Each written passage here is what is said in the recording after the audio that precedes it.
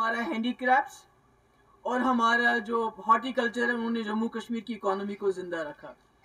तो मुझे कहीं ना कहीं शक होता है कि कहीं जो हमारे साथ जो तबाही होगी जम्मू कश्मीर की, उससे भी शायद कहीं दिल नहीं भरा है। तो अब जो हमारे पास बचा कुचा सरमाया है उसके पीछे भी लगे हैं। आपकी डबलिंग जो बारामूला बानिहाल रेलवे लाइन का करना चाहते हैं, बारामूला उड़ी, सोपोर, कुपवारा, अवंतीपोरा, शुपियन, अनंतनाग, बिजबिहाड़ा, पहलगाम। इमेजिन कर लीजिए पहलगाम जो हमारी टूरिस्ट जगह है, वहां भी रेल को लेना चाहते हैं। और वहां भी कई गांव ऐसे हैं जिनके पास जो जमीन है सारी इसके अंदर आ रही है।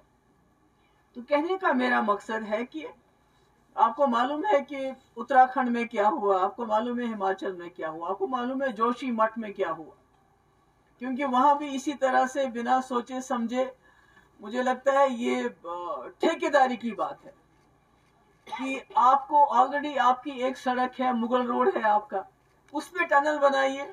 दूसरा पैरेलल रोड बनाने की क्या जरूरत है? अगर कहीं कनेक्टिविटी नहीं है उन जगहों को कनेक्ट कीजिए, मगर दूसरा रोड बनाने की क्या जरूरत है? रिंग रोड की बात कीजिए आप, तो 500 मीटर दोनों तरफ से लोगों से कहा गया है कि कोई कंस्ट्रक्शन नहीं होगी। कंपनसेशन भी मूंगफली के दाम दिए गए। कहते हैं कि जब कोई कानून यहाँ लाना होता है, जिसमें आपको पता है नीट, जिसमें 50% बाहर सीटें जाती, इसी तरह से कई कानून जिससे हमारे नौजवानों का गला काट दिया गया है, उसमें वो कानून लगते हैं जो 370 खत्म करने के बाद हैं। मगर जब जमीन में मुआवजा देना पड़ा रिंग रोड के लिए, तो उसमें पुराने कानून चलाए गए जिसमें बहुत कम उनको मुआवजा मिला। ऊपर से टाउनशिप की बात हो रही है।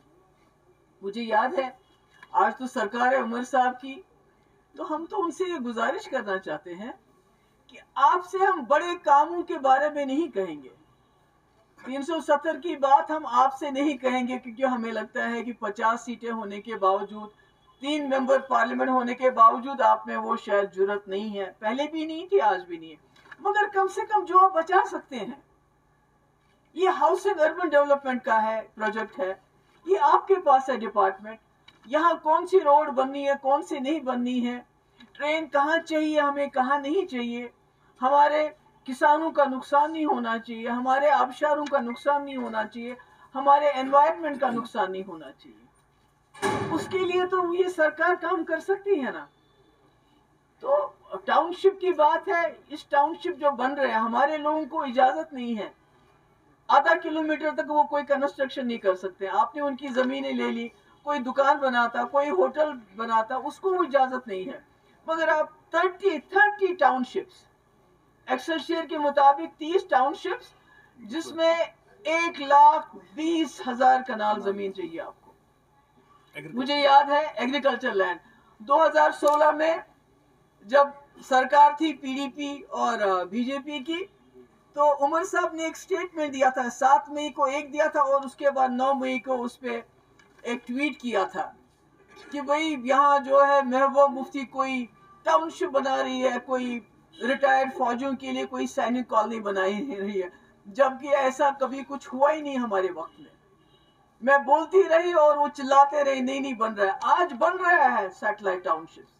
हम जानना चाहते हैं उमर साहब से, हालांकि उनके एक एडवाइजर ने तो बयान दिया कि यहाँ के लोगों के लिए बन रही है, मगर हमें बताइए कौन से यहाँ के लोग जिनके लिए 30 टाउनशिप्स बन रहे हैं, और इसका इम्पैक्ट क्या है हमारे एग्रीकल्चर लैंड पे। अगर आपने टाउनशिप्स बनाने हैं तो आप गांव को अपग्रेड कर लीजिए, वहां सहूलियतें दे दीजिए टाउन की। तो आप ये जो सारा हमारा एनवायरनमेंट, हमारा एग्रीकल्चर लैंड, हमारे पास जम्मू कश्मीर के पास अब बचा क्या है? पानी ऑलरेडी पूरे मुल्क और पाकिस्तान के बीच में बांटा जा रहा है। हमारे पास आज देखते हैं हमारे अंदर बिजली नहीं है, हम यहाँ बैठे हुए हैं इस वक्त क्योंकि बिजली नहीं है। तो मैं तो उन बातों में नहीं जाऊंगी कि उन्होंने क्या कहा था इलेक्शन से पहले, मगर मैं ये जरूर कहना चाहूंगी, उमर साहब से मेरी दरखास्त है, ये आपके हाथ में है।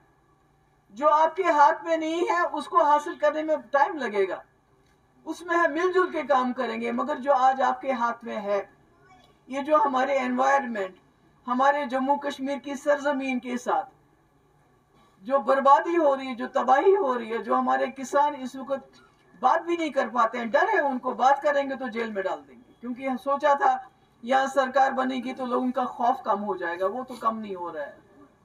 تو اس لیے میری گزارش ہے آج کی سرکار سے کہ یہ جو 3 پروجیکٹ جس کا میں نے نام لے لیا، ring road project, satellite township کس کے لیے بن رہی ہے وہ ہمیں بتا دے، کون ہے اس کے جو کہاں سے کیا، سری نگر ٹاؤن کو، جو سری نگر سٹی ہے اس کو ڈیکنجسٹ کر کے جہاں ایک ایک گھر میں 4 فیملیز رہ رہی ہیں ان کو آ کے بسائیں گے، ہم کہیں گے ہمارے سر آنکھوں پہ، ٹاؤن سے لوگوں کو لائیں گے، مگر اس کے لیے بھی آپ نے ایگریکلچر لینڈ کو برباد نہیں کرنا، اس کو تباہ نہیں کرنا۔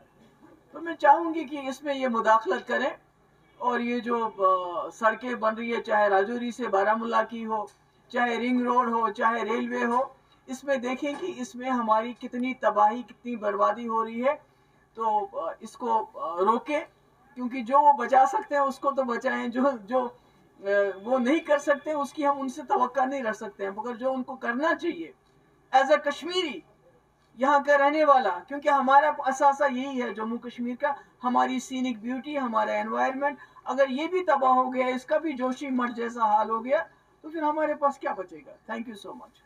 نئی جنریشن ہے، ہمارے پاس رہنے کے لیے کوئی زمین نہیں ہوگی، ہمیں بہار، یو پی، راجستھان اور پنجاب جانا پڑے گا مزدوری کرنے کے لیے، ہمارے پاس کچھ بھی نہیں بچے گا اگر اسی طرح یہ ہماری زمین کے اوپر ہم ڈیولپمنٹ کے خلاف نہیں ہیں، مگر development should not come at the cost of environment, at the cost of scenic beauty, at the cost of agriculture land. یہ